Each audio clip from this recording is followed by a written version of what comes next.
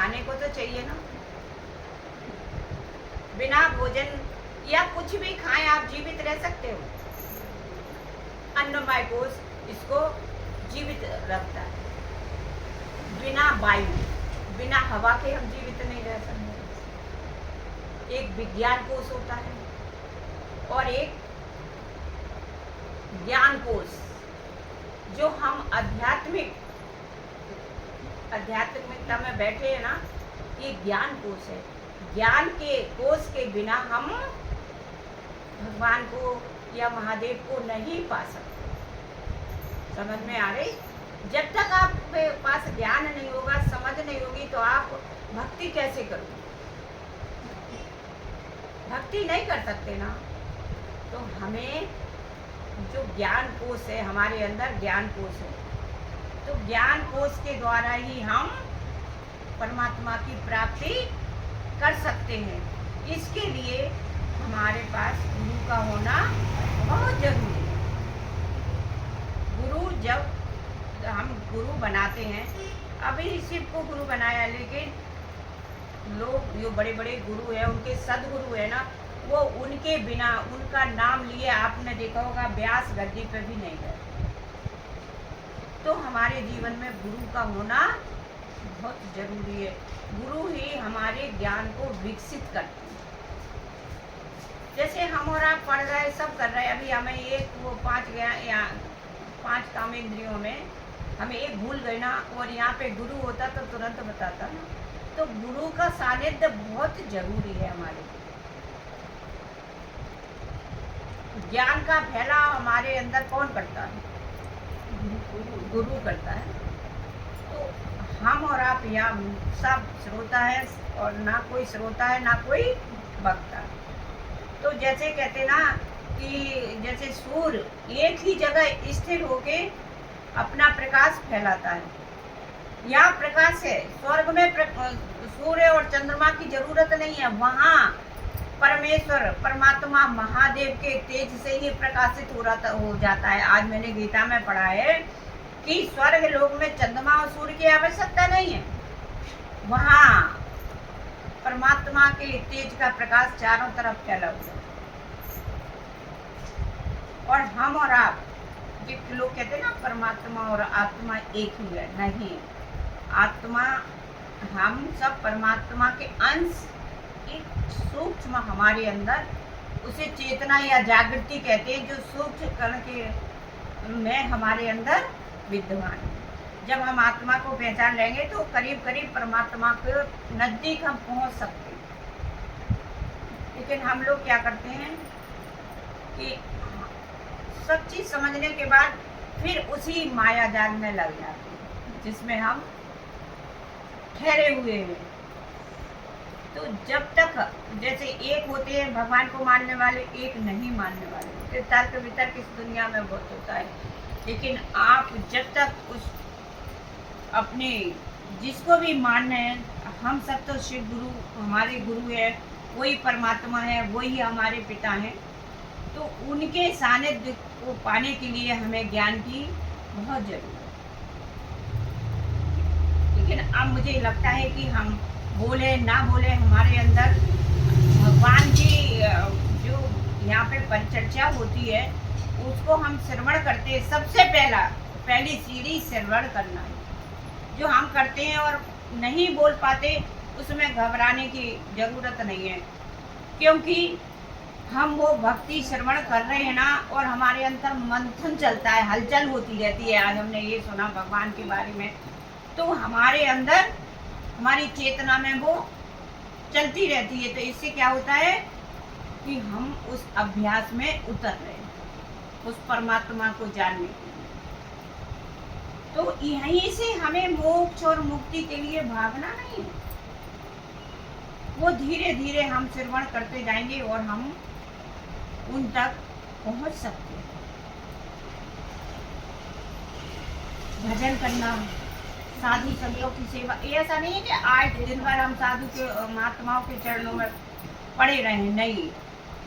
आजकल तो दुनिया में कई एक ऐसे हो गए हैं कि साधु आते हैं और किस भेष में आ रहे हैं, और जो असली आचार्य होते हैं वो उनके सामने, और एक औरत को वो कभी अकेले नहीं जाने देते। जो अच्छे साधु होंगे, हम और इकट्ठा जा सकते, उनके प्रवचनों को सुनना, अपने अंदर उतारना। तो मुझे बहुत अच्छा लगता है कि वास्तव में हम ग्रंथों से भी भगवान के समीप पहुंच सकते, शिव चर्चा से भी पहुंच सकते हैं। तो एक नरसिंह मेहता की आपने कथा सुनी होगी, गुजरात के है नरसिंह मेहता। तो पहले वो बड़े सेठ हुआ करते थे, उनके भाई बहुत बड़े सेठ। तो जैसे अभी इस समय ड्राफ्ट चलते, वैसे उनके नाम की हुंडियाँ चलती थी। उनके एक बेटा एक बेटी थी। तो वो अपने भाई, उनके भाई बहुत, उस समय समझ लो उस जमाने के सेठ थे। तो जब उनकी वो काम धाम ज़्यादा नहीं करते थे, थोड़ा बहुत काम करा और साधुओं की मंडली में बैठते थे। तो एक दिन अपनी पत्नी से कहते हैं कि देखो भाई, मेरे भैया भाभी मुझे कितना प्यार करते हैं, कितने अच्छे हैं कि मैं ज़्यादा काम भी नहीं करता हूँ और मुझे कितना प्यार करते हैं। तो बोली कि अच्छा, आप कैसे सोच सकते हैं, एक दिन आप चुपचाप आना, फिर हम आपको बताएंगे कि आपके भैया भाभी आपसे कितना प्रेम करते हैं। तो उन्होंने वो आए चुपचाप। तो उसकी भाभी कहती है सबने खाना खा लिया, जो जूठन बचा है उनको सबको एक थाली में रख दो और अभी वो आएगा, नरसी उसको दे देना। वो पत्नी तो रोज देखती थी, वो अपने पति से कुछ कहती नहीं थी, सारा काम करती थी।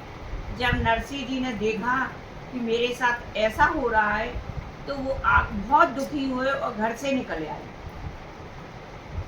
जब घर से निकल आए तो रास्ते में एक शिव का, महादेव का मंदिर पड़ा और वो 3 दिन तक उसी पिंडी को पकड़ के रोते रहे, रोते रहे, रोते रहे 3 दिन तक। चौथे दिन तो महादेव प्रकट हो गए और बोले कि उन्होंने कृष्ण का हाथ पकड़ा दिया, कहते तो इसकी शरण में जाओ, यहाँ से तेरा उद्धार हो।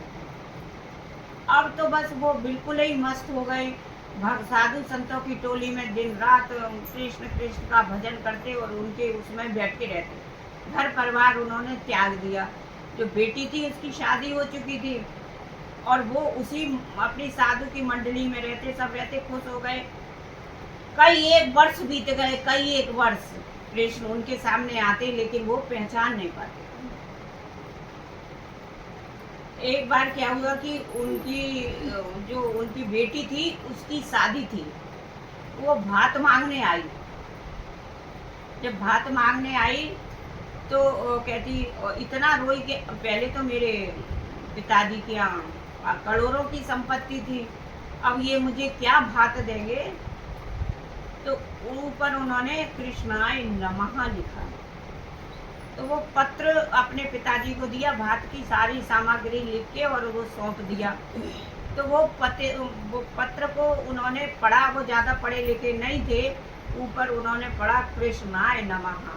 तो कहते ये पत्र मेरे लिए नहीं है, कृष्ण भगवान के चरणों में जाके डाल दिया, ये तो आपके लिए है। कृष्ण भगवान आए तो कहते कि तुमने ये पत्र मेरे पास क्यों रखा नरसी। तो कहते कृष्णाय नमः, ये आपको नमः कर रही है मेरी बेटी ने, आपको पत्र लिखा, मुझे तो लिखा ही नहीं है। वो बोले ठीक है।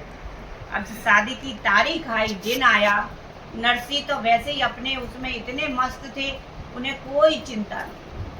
उन्होंने गांव में कहा, पहले अपने भाई के पास गए कि भाई बेटी क्या, उसकी बेटी की शादी है और आप भात लेके चलना। उन्होंने कहा मेरा तुम्हारा रिश्ता ही खत्म, मुझे नहीं पता। गांव के सारे लोगों ने उन्हें मना कर दिया कि मैं तुम्हारे साथ नहीं चलूँगा, तुम्हारे पास तो कुछ भी नहीं है, ये साधु संतों की टोली। फिर भी वो इतने खुश, कहते मुझे क्या करना, कृष्ण है, वो जाने, उसका काम जाने। अब उन्होंने किसी से बैलगाड़ी मांगी तो टूटी फूटी गाड़ी, बूढ़े सूढ़े बैल उनको दे दिए। उसमें 9 अंधे साधु और 10 में ये बैठ गए। अब वो गाड़ी में अपनी बेटी की यहाँ के लिए चल दी। हकीकत है ये, मैं मंदिर भी देख के आई हूँ। तो जब वो चल रहे तो वो अंधे साधु कह रहे कि ये बैल चल रहे कि नहीं चल रहे हैं, हम तो थोड़ी सी भी दूर नहीं पहुँचेंगे, ऐसे तो हम बरसों बीत जाएंगे। तो कहते हाँ ये तो सही बात है। अब कृष्ण भगवान आए एक ग्वाले का रूप बना के और बोले कि कहाँ जा रहे हो तुम लोग, और मुझे भी कहीं एक गांव में काम के लिए जाना है तो मुझे अपनी गाड़ी में बैठा लोगे। तो वो साधु तो अंधे थे, लेकिन वो तो नहीं अंधे थे, नरसिंह जी तो कहते बैठ जाओ, पर तुम जा रहे हो, बोले हमारी टूटी फूटी बैलगाड़ी, बोले उसकी चिंता मत करो, मैं बैलगाड़ी तुम्हारी सुधार दूंगा। कहते मेरे पास देने के लिए तो कुछ है नहीं है, मैं तो भजन सुना सकता हूँ अपने सामने के। कहते ठीक है। वो बैठ गए गाड़ी में, जरा सी ठोका टाकी गड़ी, सही हो गए, बैल भी सही, अब रफ्तार में गाड़ी चली। अब जो जहाँ बेटी का गांव था वहां से थोड़ी दूर पहले ही कृष्ण उतर गए, और वो 9 अंधे और एक नरसिंह जी बैठ के उस गाड़ी में। कहते हैं फिर तुझे गाड़ी रुकने लगी, वो ग्वाला जब से गया आज गाड़ी भी ऐसी हो गई। तो कहते अब क्या करें। अब वो धीरे धीरे गाड़ी पहुंची बेटी के यहाँ, देखा माँ उसकी सास ने कि 9 साधु अंधे आ गए और एक इसका बाप आया। पहले तो तेरे यहाँ बहुत कुछ था, अब तेरा बाप थाली में क्या इतने डालेगा। बहुत ताने मारने लगी, ये क्या देगा तेरा बाप, तो खुद ही भिखारी होके आया है, क्या वो करेगा। अब जैसे जैसे भात का समय आया, बेटी 9 आंसू हुए, लेकिन नरसिंह जी को कोई गम नहीं, कोई दुख नहीं। बोले मैं तो, वो आएगा ना सावरिया सेठ, एक नाम पढ़ा है ना सावरिया सेठ, वो नरसिंह जी का ही दिया हुआ। बोले मुझे नहीं पता सावरिया सेठ आएगा, तुमने उसको पत्र लिखा तो वो आएगा, दे जाएगा। जैसे ही दरवाजे पे बेटी की बारात आई, भात पहना गया, तो भात का कोई पार नहीं। सावरिया आ गए, सावरिया सेठ बन के, और हाथी घोड़े ऊंट और इतने बड़े बड़े ट्रकों में भात, ऐसा भात आया कि पूरा नगर जगमगा उठा। तब बेटी अकेले में जाकर कहती कि पिताजी आप तो कह रहे थे आप तो खाली आए थे जी, इतना कहाँ से आए। बोले मुझे नहीं पता, मैंने तेरा पत्र सावरिया सेठ को दे दिया था, सावरिया सेठ जाने या भात जाने। तब वो भात की महिमा दुनिया ने देखी, तो आज नरसिंह जी के भात की महिमा लोग गाते हैं। नरसिंह जी को विश्वास था कि सावरिया सेठ आएगा, और दिया। सारे बताओ, वो सास भी उसकी नरसिंह जी के चरणों में गिर पड़ी कि भक्ति में सच्चाई होती है।